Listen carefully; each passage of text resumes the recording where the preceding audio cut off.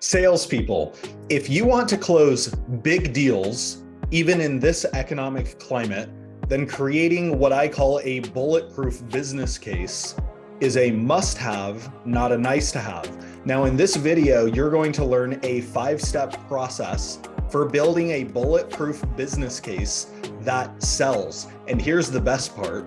You're going to learn from the world's top expert in creating business cases that sell and creating champions that sell for you when you're not in the room. His name is Nate Nasralla, and the business case template you're about to learn is responsible for generating an average deal size of $1.19 million, even through these economic headwinds. Stay tuned. Hey, Chris Orlob here, and welcome to the pclub.io channel and my channel, where you're going to learn the tips, tactics, strategies, and insights to grow your tech sales, income, revenue, and attainment. Now, before we get into the video, I want you to like this video, subscribe to this channel so that you don't miss a tech sales technique or video that could change the trajectory of your income, of your revenue, of your sales career or business. Now, I've gotten to know our guest speaker over the last year or so. His name is Nate Nasralla, and he is the world's expert when it comes to champion development and building business cases that sell. Now, in this economic environment, it can be incredibly frustrating to work on a deal for weeks, for months, and maybe even for some of you quarters or even close to a year, only for that deal to get shut down at the last minute because you don't have a bulletproof business case. CFOs and other senior executives are demanding rigorous business cases for any type of spend in this economic climate. Now, Nate is going to walk you through 5 steps for his business case template that sells like crazy. And like I mentioned, this business case template is responsible for generating an average deal size of $1.19 million. So let's get into it. Before we do, like I said, like this video, subscribe to this channel so you don't miss a tip, and let's learn. So let's use an example. This is a company or a business case that I helped create for a product adoption platform. And so what they are trying to do is help PLG companies begin to set up interesting upsell, cross-sell type opportunities to create more value out of just a product-led motion where maybe 1 or 2 users sign up. And so they are helping PLG companies start to find opportunities to go top down and expand account value. Now, my face is over part of this. This is very small font, and that's okay. We're going to go into this step by step using this example. So here we go. First, Lego block number 1. This is the situation.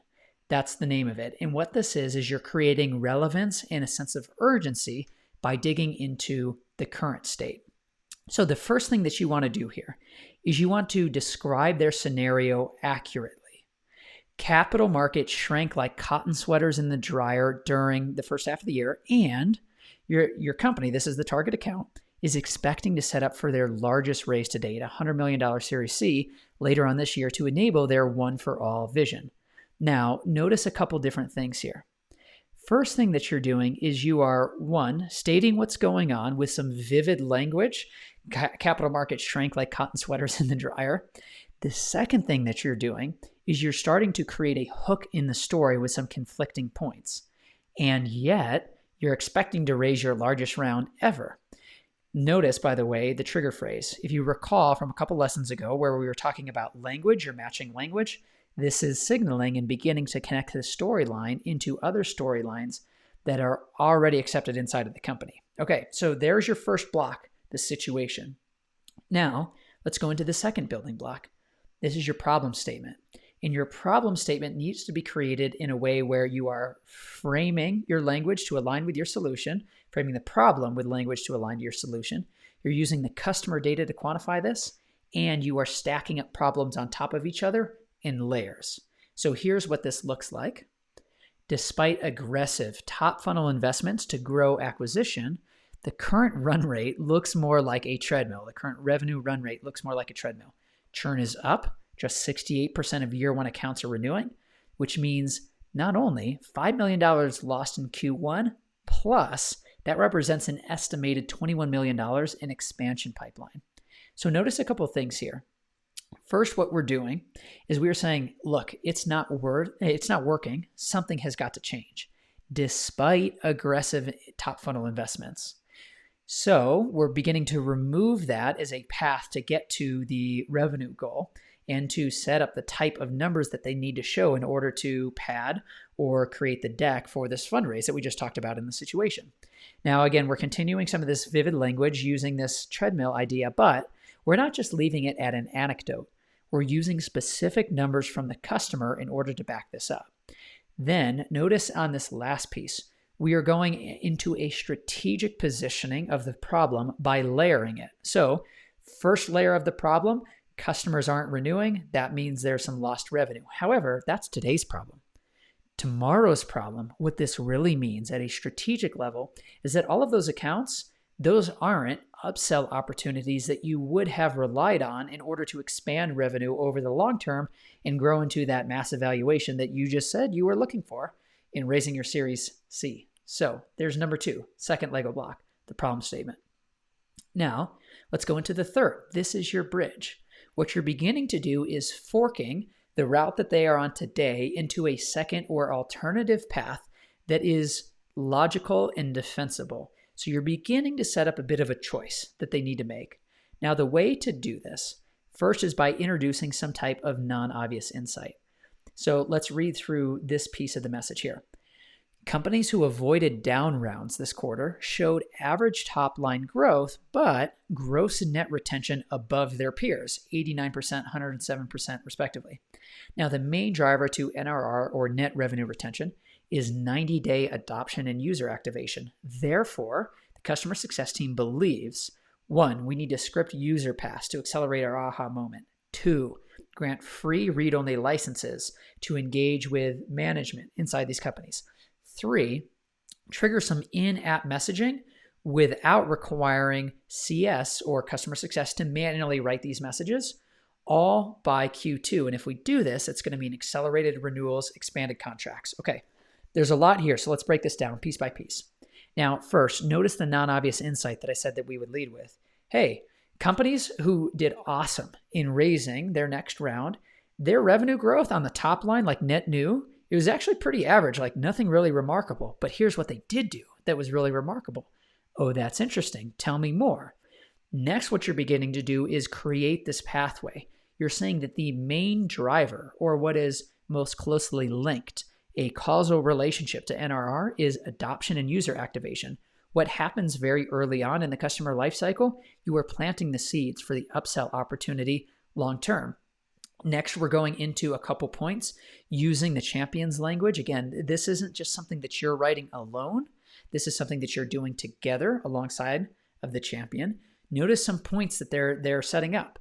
All of these things, creating or scripting user paths, license management, in-app messaging, these could all be things that this product, and well, in this case, with the team that I was working with, yes, these are all things that the product enabled. However, we're not going deep into product features and functionality. If anything, what we're going to do is we're going to include a deep dive link to this so that if somebody would like, they can go deeper. And lastly, notice this piece at the bottom. By Q2, it's time bound. So the bridge, the point at which you need to take this pathway, there's a bit of a limit on it. It needs to be done by this time. Okay, so there's your third building block. Let's go into the fourth Lego block here. Scenarios. This is where we are going even deeper into starting to frame the choice or the decision that needs to be made, and we're going to align it with the way executives think. So here's how it reads. Depending on the path that we take, here are 3 possible scenarios for what shows up in our next investor deck. And then we can go into a bunch of different scenarios. There's a lot of different numbers here.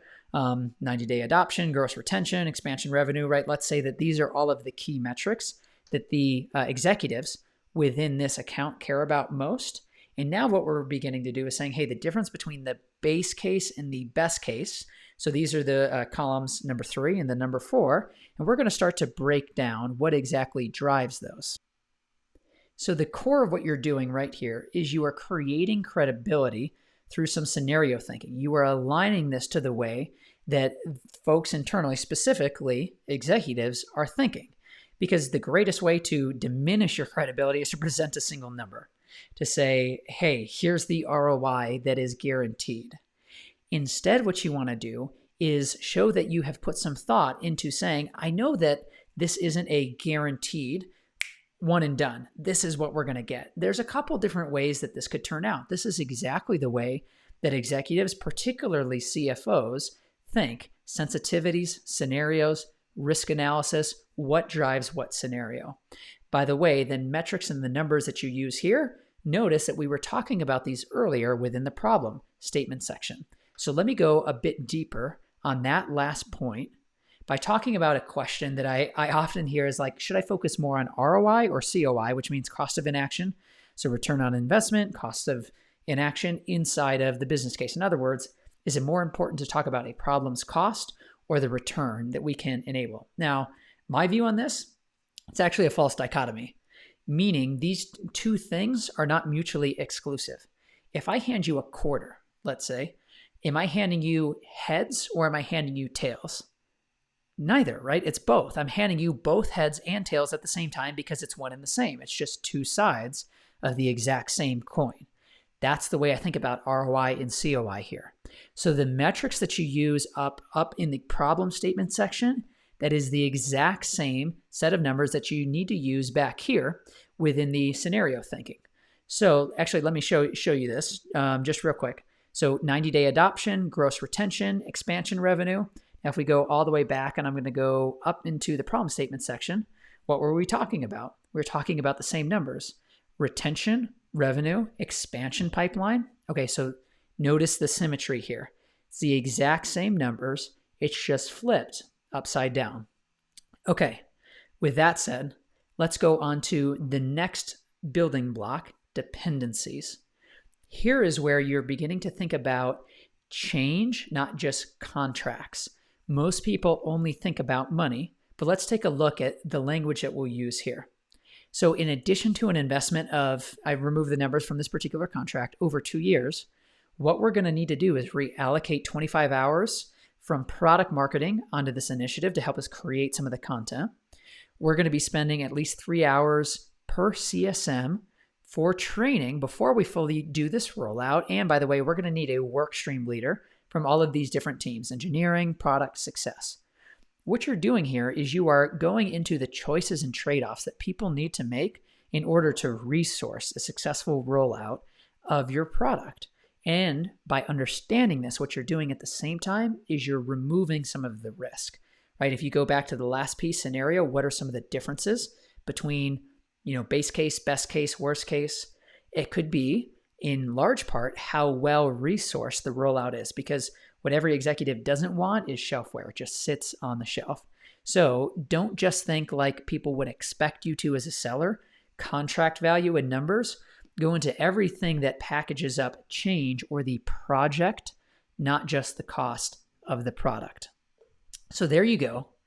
In one page, a bulletproof business case. All right. If you follow those 5 simple steps and use the template that Nate suggested, your close rates in some cases could double, maybe even triple. So if you liked this video, hit the like button, share this out with your network, subscribe to this channel so you don't miss a thing, and write a comment. I want to hear from you. If you found value in this video, just write yes in capital letters below. Or if you have a question that me or that Nate can answer, write it in the comments and we'll do our best to get back to you. Finally, I want to make sure you're getting the template so you can start using it immediately. You can copy and paste it instead of creating this from scratch. So I'm going to put a link in the comments and in the description of this video for you to go download Nate's template. Okay, so you're going to put your email address in. It's going to bring you to a very similar video where he explains the template. And at the bottom of that page, you'll be able to click download template. You'll create your own copy and you can fill it in. So go do that, hit the like button, and we will see you in the next video.